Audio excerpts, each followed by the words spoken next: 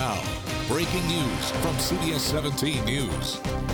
Right now, the search is on for an escaped 13-year-old double murder suspect. The Department of Social Services is only identifying him as Jericho W. New tonight, we've learned he escaped from a DPS transport team at the Department of Social Services. Now, when he disappeared, he was wearing a T-shirt, beige pants, and leg restraints without any shoes. Law enforcement from several counties, police departments, and the U.S. Marshals are searching for the boy. If you have any information on 13-year-old Jericho, call the Robeson County Sheriff's Office. $4 million in hallucinogenic drugs now off the streets. Deputies say they busted 2 men for making the rare psychedelic drug DMT in the garage of a Wake Forest home. Good evening, I'm Marius Payton. And I'm Angela Taylor. DMT is a naturally occurring psychedelic. It's not as popular as well known as LSD, but its use has grown over time. New at 6, CBS 17's Holden Kowicki is getting answers about the drug and the dangers it could pose. Holden. Well, Marius, there have only been 3 busts of DMT in North Carolina history, but one study of the drug made users feel like they were surrounded by Santa Claus and his elves. That's why I'm told it was so important to get this drug off the streets and shut down this cookhouse. When we opened the area that the DMT lab was at, it just was you just knew what it was, and it was overwhelming. Speaking on a condition of anonymity, this Wake County narcotics detective recounted making one of the largest busts in state history of a drug many people have never heard of, DMT. It's actually been around for a very, very long time. It's a Schedule I narcotic, and that carries serious time. We've seen a lot from the younger crowd, kind of hippie types. In this case, detectives believe DMT was being put into vape pens. The biggest concern are the chemicals and the oils that are going into the pens. Unlike other inhalables, DMT provides a different kind of high. The DMT is a hallucinogen, so you're probably not going to see somebody smoking DMT, walking down the street. The most dangerous part of the drug? Probably the manufacture process of the drug. It's clearly a lot of volatile chemicals that are involved in making it. Those chemicals can linger in cookhouses, so the best advice this detective can offer: stay away from it. If you stay from inside the house, you're probably good, but clearly anytime that you're mixing chemicals and things of that nature, it's gonna be dangerous. You just never know. And I'm told the SBI actually sent a crew out to clean up that cooking operation, which is actually a similar cooking process to making meth. Now, that is information that a realtor must disclose to any potential buyers down the road by state law. Live in Wake Forest, Holden Kowicki, CBS 17 News. Holden, thank you. A local grandmother is accused of starving her special needs grandson. And tonight, the boy's surviving siblings are in DHS custody. CBS 17's Kayla Strayer is digging deeper into the arrest and charges against Janine Ballinger. A 911 call for an unresponsive child bringing officers to this home April 15th. The 8-year-old boy found dead inside. The arrest report says he weighed 18 pounds. Shocking. It's very shocking. I can't believe it. I'm right across the street. The boy's grandmother, Janine Ballinger, making bond this week, charged with involuntary manslaughter in his death. Here's District Attorney Billy West.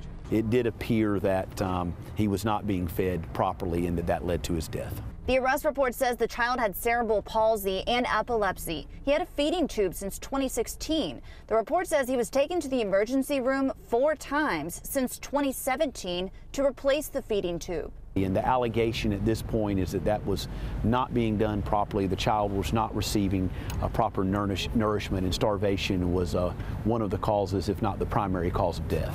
Officers say there were 8 children in the home, ranging from 3 to 16 years old. The boy, his twin, and other siblings had been living with their grandmother since 2017. And I think law enforcement was very surprised to find these children living in the home that were not enrolled in school. West says before this, there were no DSS or criminal reports involving the woman or the children. There's no documented evidence of child abuse. It hits hard. It really does, because, you're supposed to protect your children. You're supposed to protect them, and they're all you got most of the time, so I can't understand it. I think there is help out there, and we wish families like this would reach out and get that help, because unfortunately, this is not the first case with a special needs person as the victim that I've seen. Reporting in Fayetteville, Kayla Strayer, CBS 17 News. A military judge sentenced a former Fort Bragg soldier to 11 years in prison and a dishonorable discharge. Robert Barnett III is guilty of desertion and producing child pornography. At the time of his arrest, Barnett was a member of the 82nd Airborne Division. Now, before serving, Barnett previously enlisted in the U.S. Marine Corps. A breaking news update from a story we first told you about this morning. Tonight, traffic is back to normal on I-40 near Harrison Avenue. If you tried to get through the area this morning, you know what a mess it was. Highway Patrol troopers tell us Autumn Plappert was driving more than 100 miles an hour when she lost control of her car, rolled over the guardrail, then landed in the westbound lanes.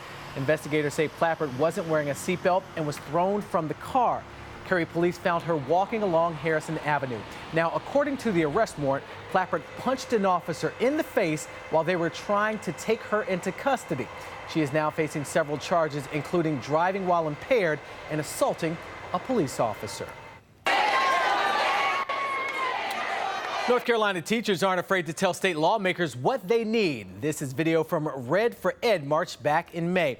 Right now, teachers need the legislature to come up with a budget. It's been 6 months since the march and 100 days without a state budget. And tomorrow, teachers are planning another protest. CBS 17's Amy Cutler live in Durham tonight, digging deeper into what the teachers are asking for. Amy. Yeah, Angela, these teachers say they are frustrated by the lack of action on the part of the General Assembly. They gathered with some parents and students to make signs ahead of tomorrow's protest. They stress that it's not just about teacher raises. They also want increased funding for support staff like librarians and social workers, a $15 an hour minimum wage for all school staff, expanded Medicaid, restoring benefits for retired educators, and restoring compensation for advanced degrees. The legislative session ended last week without state lawmakers approving a new budget. Instead, they passed mini budgets, funding various agencies and programs. One of them included a raise for teachers, but still less than what the governor has called for. The teacher raise isn't really what I'm advocating for as much, and I know that's true for a lot of teachers that have been a big part of this work. We're really demanding the expansion of Medicaid and the raise for some of our paraprofessionals and more school counselors and nurses in the school. Now, Republican leaders have stressed that this is the 6th and 7th year that teachers would be getting a raise. Now, tomorrow's protests are planned at 4 Durham schools. For more information on that, you can just head to our website, cbs17.com. Live in Durham, Amy Cutler, CBS 17 News. Amy, thank you. And you can find all of our coverage of the state budget battle, from the governor's veto to the House override vote and the wait to see what the state Senate will do. Just download the free CBS 17 mobile news app or go to cbs17.com. CBS 17 is your local election headquarters, and Crystal Price is in Durham tonight. Affordable housing and the mayor's race, the big story there, Crystal. Well, it's been a busy day here at the polls. If you'll take a look, we're seeing some people come in last minute to make some last minute votes as they get off work. One thing they are voting on is mayor. The incumbent Steve Schul was elected in 2017 and is running for his second term as mayor. Schul has pushed for more affordable housing, immigrant rights, and LGBTQ rights. Now, he is being challenged by Reverend Sylvester Williams. Williams has run for mayor 3 times in Durham. He has voiced support for more affordable housing, but he's expressed his opposition to gay marriage, abortion, and the teaching of evolution. Now, we talked to some voters about what they want the person who is elected mayor to do for the city. I would like to see more help for the affordable housing, senior citizens. I'd like to see an adequate amount of safety for all the residents in the area. I mean, because I know crime is it's been more heavy. Things are getting better, but I'd like to see more safer community, and I guess community working together. And the polls will be open until 7:30. We'll be sure to bring you the latest on those election results as they come in. Reporting live in Durham, Crystal Price, CBS 17 News. Crystal, thank you. And earlier today, CBS 17's Jamise Price found out students at North Carolina Central University wanted to encourage people to get out and vote. I'm very proud to be an Eagle. I'm proud that we have our voting precinct on this campus. It's one of the few HBCUs across the country designated as an early voting site and an election day polling location. That's why students at North Carolina Central University have pushed for more students to get involved with the voting process. Their vote is power. They have a voice. And to be able to enact change, we have to get out and vote. Brandon Hedgebeth and Imani Johnson are some of those students behind the efforts. This year, especially, people want to get out and vote, but they don't go simply because, I'm not sure who I would be voting for. I don't know who the candidates are. And it's students filling the gap for other students, holding education sessions on the voting process and breaking down the ballot. What is this housing bond? What does a mayor do? What do city council members do? So it's really about getting that education involved in our students and explaining to them that it happens on a day-to-day basis. If we want more funding for our university, if there's a water problem, this is who you go to get that information. Leaders recently had a big push to energize their fellow classmates about the impact of local elections. They marched from the student union to Turner Law, and the band led the way. It was the last push to get students excited about Election Day. Politics define every single aspect of our lives, and if we want to have power, that's how we get it. In Durham, Janice Price, CBS 17 News. Good for them. There are more than 100 races to watch tonight. You can find your local results using the CBS 17 mobile news app and on CBS17.com. Central North Carolina is full of trailblazers and always has been. Coming up, celebrating a Rocky Mountain woman that is still making history. Brian.